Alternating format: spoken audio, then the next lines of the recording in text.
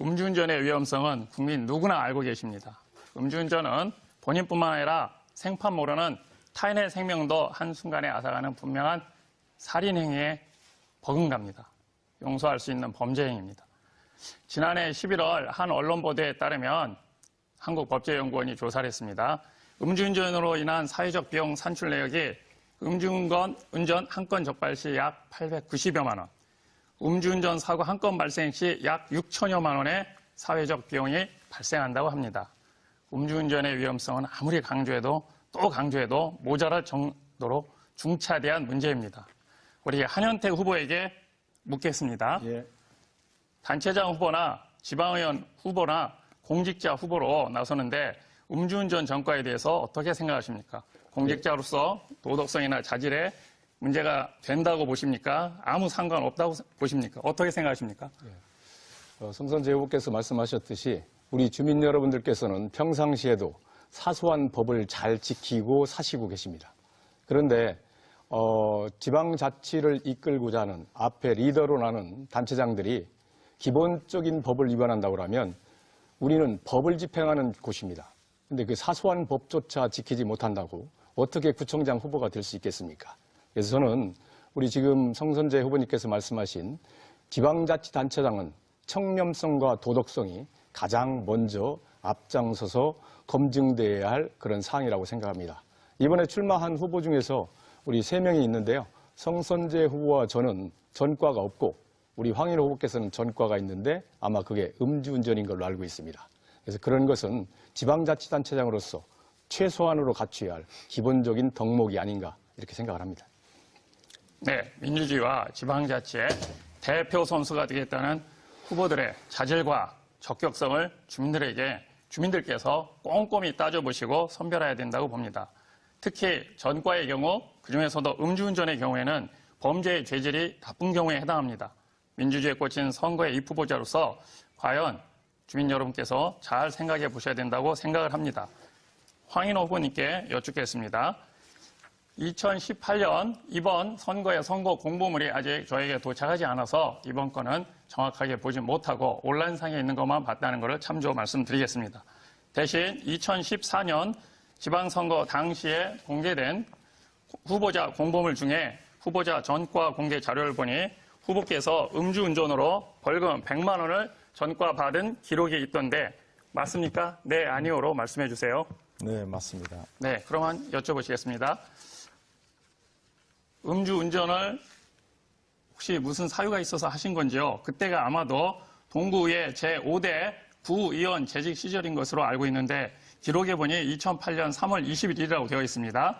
수십 년 전 청년 시절에 어떤 객기로 그러신 것도 아닌 것 같고 51살이실 때 50대에 음주운전을 하신 것으로 그렇게 나와 있습니다. 2014년 공보물 소명서에 6년 전 가끔 혼수 상태에 빠지시는 팔순 노모가 와 단둘이 살던 중 갑자기 경기를 일으키신 어머니를 차량으로 모시다가 사고가 발생했다고 소명하셨습니다. 맞죠? 맞습니다. 네.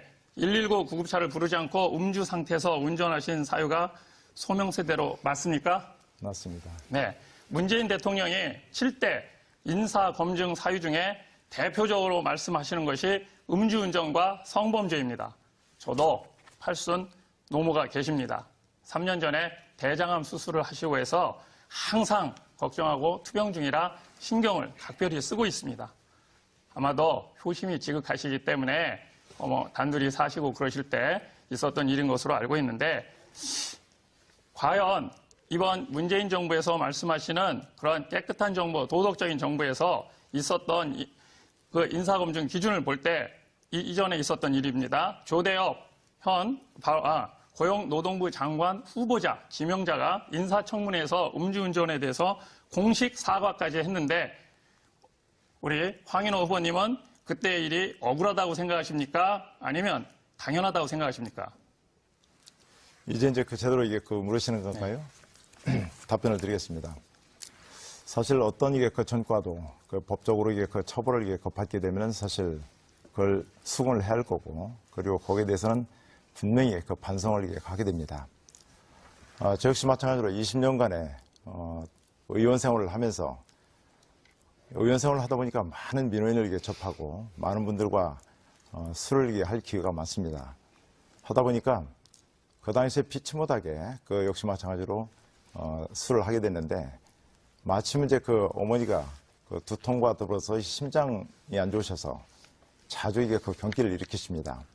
그래서 이제 그 급한 김에 그때 이게 그 운전대를 잡았었는데 사실 이게 그 저로서는 평생 누구보다도 이게 정말 청렴하게 일을 해왔고 20년간 단 한 번도 이게 그 어느 의원들한테 지지 않게 해연수 한번 공금으로 가지 않은 제가 10년 전에 그 한번 이게 그 우를 범한 것 이것을 이제 다시 환기시켜 주셔서 감사는 드리는데 저는 그 이후로 다시는 이제 그 이런 우가 이게 재발되지 않기 위해서 운전 면허증도 이게 따지 않고 또한 이게 그 뭐 승용차도 이게 없이 계속 10년 동안은 이제 그 앞으로도 그렇습니다.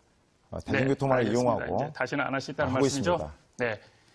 지난 20년간 준비된 구청장이라고 주장하시는데 음주운전 등 이런 전과를 가지신 분이 구청장이 된다면 좀 전에 한현태 후보께서도 말씀하신 바와 같이 풀뿌리 민주주의가 준법성을 주민에게, 국민에게 요구할 수 있을지 의문입니다. 물론 지금 말씀하신 것처럼 전과가 있다고 음주운전 전과가 있다고 해서 모두 주민의 대표로 출마할 자격이 없다고 단정할 수는 없습니다. 과거 실수를 그 딛고 뒤로 새로운 두 인생을 번에 살고 있는 제 시간입니다. 사람들이 적지 않고 우리 사회가 이런 사람들을 포용하고 함께 살아가야 하는 것입니다. 그러나 도덕성과 준법성은 주민을 위해 일해야 할 공직자에게 필수 요건이라고 생각합니다. 한현태 후보님께 짧게 묻겠습니다. 2014년에 새정치민주연합으로 출마하셨다가 이번에는 바른미래당으로 출마하시는데 보수이신가요? 진보이신가요? 저는 진보 보수입니다. 중도의 성격을 갖고 있습니다. 네.